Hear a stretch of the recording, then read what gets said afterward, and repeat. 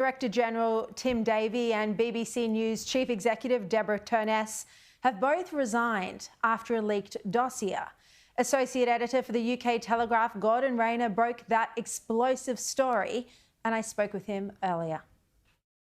Gordon, thank you so much for your time once again. Can you tell us how these resignations came about? This is big news. It's very big news. Tim Davie, as you'll know, is the Director General of the BBC. He's effectively the Chief Executive of the BBC. He's the guy in charge. Deborah Turness, who's also quit, she was head of BBC News.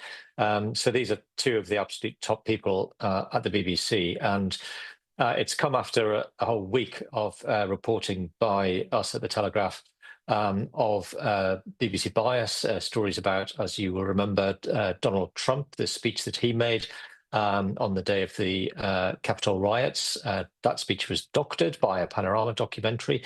We had stories about BBC Arabic making everything, framing everything in a very sort of Hamas-led way. And we had some stories about how the BBC's LGBT desk was effectively censoring stories about the transgender debate. It felt as though certainly Tim Davie's position was pretty much untenable from a very early stage, because not only had he been told about that Panorama documentary months ago and did nothing, it was also the culture that he's allowed to exist at the BBC during his 5 years at the top that meant people were getting away with this stuff. They were doing it because they didn't think the management would care, and that's a problem that's very much of his creation. Gordon, when we spoke last time, the BBC was digging its heels in. So what has happened to shift the momentum on this and to actually force these major resignations?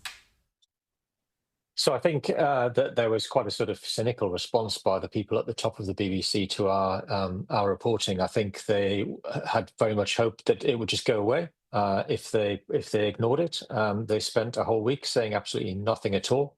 It wasn't really reported by the BBC. But I think what happened was that the story didn't go away. We kept plugging away at it. Other news outlets picked up the story. It was on the front pages of several newspapers over the weekend. You had Donald Trump weighing in and accusing the BBC of purposefully, effectively faking that Panorama documentary. And I think that it became obvious to Tim Davie that this wasn't going to go away. He was facing a probable appearance before a parliamentary committee, which would have been very difficult. I think it could have got very messy. He wouldn't have been able to give any good answers for why all of these things happened under his watch. And I think that there may well have been conversations at a high level within the BBC over the weekend where he was told that the game was up. You've also published a story about how BBC bosses ignored warnings about woke conduct. Can you explain what happened? Well, I think for a long time, the BBC has had this sort of inbuilt liberal left-wing woke bias. And in fact, when Tim Davie got the job 5 years ago, one of the first things he did was to say that he wasn't going to stand for that anymore. But unfortunately, he didn't execute on the things that he was promising to do. So some examples of that, I mentioned earlier there, the LGBT desk. So the BBC, the way it works, they have a pool of reporters who are used by all their different programs. So any stories about LGBT and particularly transgender issues had to go through this pool of reporters. They clearly had an agenda, as it said in the leaked report that my stories are based on. And whenever a story came up that sort of was against the agenda that they stood for example, anything about, say, puberty blockers or the treatment of children under 18s by gender dysphoria centres, whenever those stories are being covered by other people, they just said, nope, we're not covering those stories. So the only thing that people were seeing, BBC, the audience was seeing, was just overwhelmingly positive stories about transgender and not a balance at all. And then there were some stories about history as well, where they were doing history documentaries and they were getting fairly low level, not very well qualified academics to come on those programs just to say the things they wanted them to say about Britain's colonial past. No balance, not acknowledging things like the Royal Navy's role in ending slavery. That was raised, and the BBC ignored that as well because it just didn't fit with their worldview. Two final questions. Where to from here? Will there still be an inquiry? And secondly, can we expect any change at all? Or do you think the bias is so inbuilt at the organisation, so systemic, that nothing will really ever change?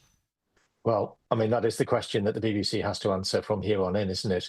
So as far as the inquiry goes, I think that Parliament will still carry on with the hearings that they were going to have, because I think they'll recognise that just putting somebody else in the job and leaving them to get on with it probably isn't enough. I think they realise that an external source like Parliament needs to really get to the bottom of what was going on inside the BBC. And then I think the person who takes over from Tim Davie has got an absolutely enormous job in their hands, because there is a temptation to think that the BBC has become ungovernable because of the way that so many people that work there seem to come to work with an agenda. But look, I think if a new person comes in, if they lay down the law from the word go, if they make it clear to people that if they are going to be biased, if they're not going to represent a broad range of views, then they'll be out of a job. And if they actually act on that rather than just talking about it, then look, I think the BBC could get back to the trustworthy, impartial broadcaster that it always has been. But it's going to be a huge job. Gordon, listening to you speak, you could be saying the same things about the ABC, the taxpayer-funded broadcaster in Australia. It feels ungovernable no matter which managing directors go in. Gordon, the biggest congratulations on your extraordinary reporting, and I look forward to reading where it all goes from here. Well done. Thank you.